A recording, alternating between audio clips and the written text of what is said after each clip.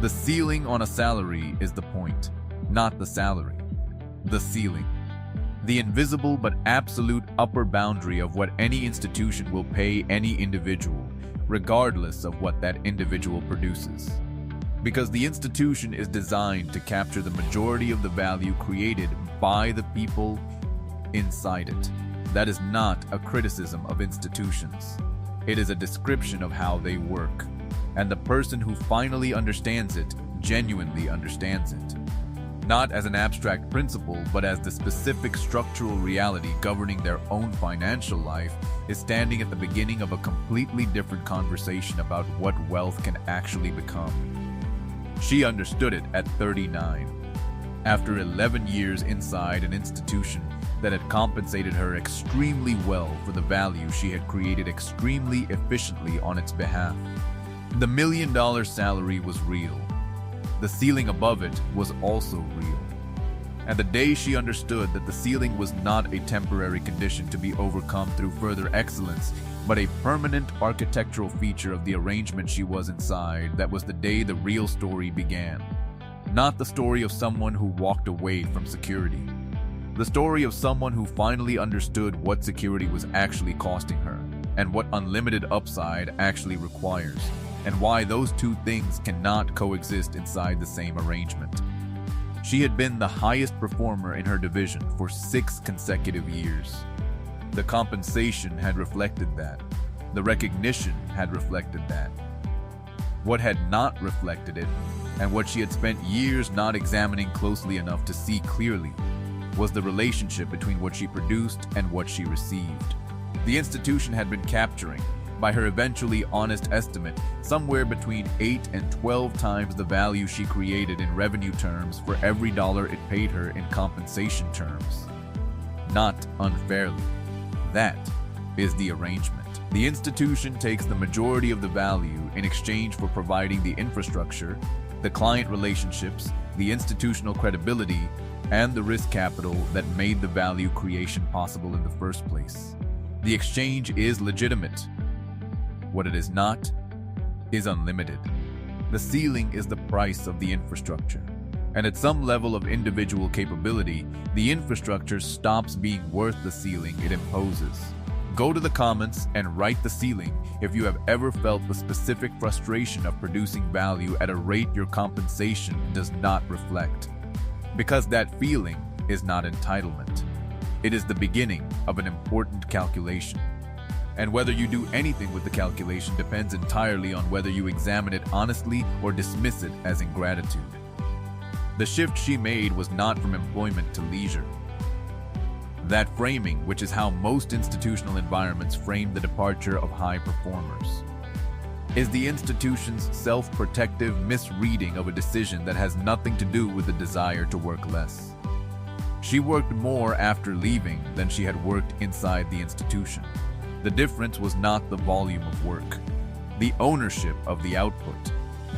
Here is the specific financial mechanism that the salary versus ownership distinction produces and that most career conversations completely fail to articulate. A salary converts your time and expertise into a fixed rate per unit. The rate is negotiated periodically.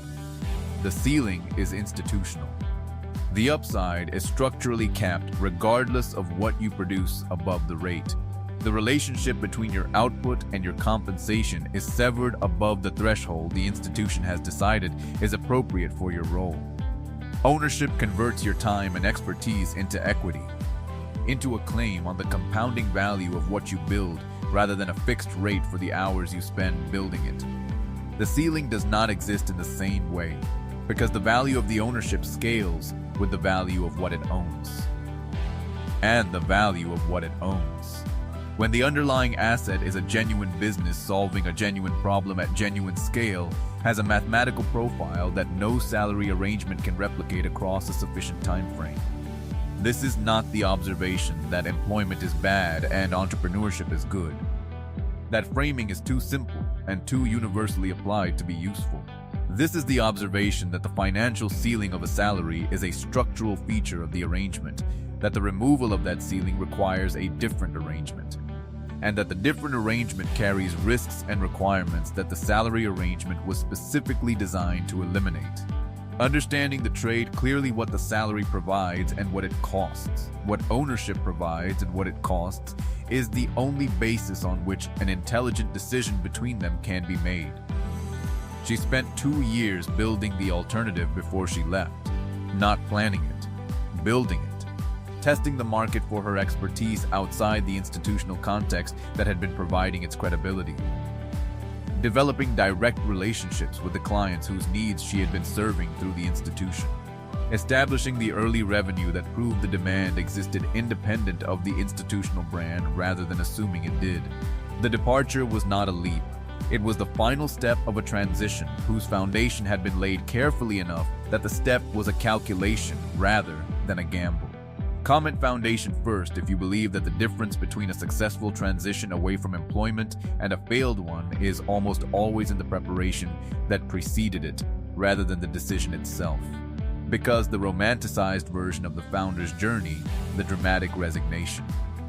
The courageous leap, the figure who risked everything on a conviction, is a narrative that survivor bias has made more common in the telling than it ever was in the reality. The people who build something durable almost always built the foundation quietly before they needed it publicly. The business she built was organized around the scarcest and most defensible assets she possessed, not her skills in isolation. Her specific combination of deep technical expertise, 11 years of institutional pattern recognition, and direct access to a client base whose problems she understood at a level the market had not yet adequately served. That combination was genuinely scarce. Scarce things command genuine pricing power. And genuine pricing power, applied to a scalable model, produces the financial profile that makes the salary comparison irrelevant within a time frame that most people systematically underestimate. Within 4 years, the annual revenue of what she had built exceeded the salary she had left, not as personal compensation, as business revenue, from which personal compensation was drawn at a level that already exceeded the previous salary, while the majority of the business value continued accumulating as equity rather than being extracted as income. The difference between that equity and the salary it replaced is not primarily numerical, it is structural. The salary existed at the pleasure of the institution. It could be adjusted, removed, or made contingent on continued performance within parameters the institution defined. The equity exists at her pleasure. It compounds independently of any institution's requirements. It can be partially liquidated, leveraged, or held for the compounding that time and growth produce. And it has no ceiling, because ceilings are institutional features and she is no longer inside an institution. Here is the deeper insight that this story is really about and that most entrepreneurship content misses by focusing on the external mechanics of building a business rather than the internal mechanics of what building one actually requires. The unlimited upside of ownership is real. It is also contingent on something that most discussions of it underweight to the point of distortion. It is contingent on the founder's willingness to operate in sustained uncertainty without the psychological infrastructure that institutional employment provides.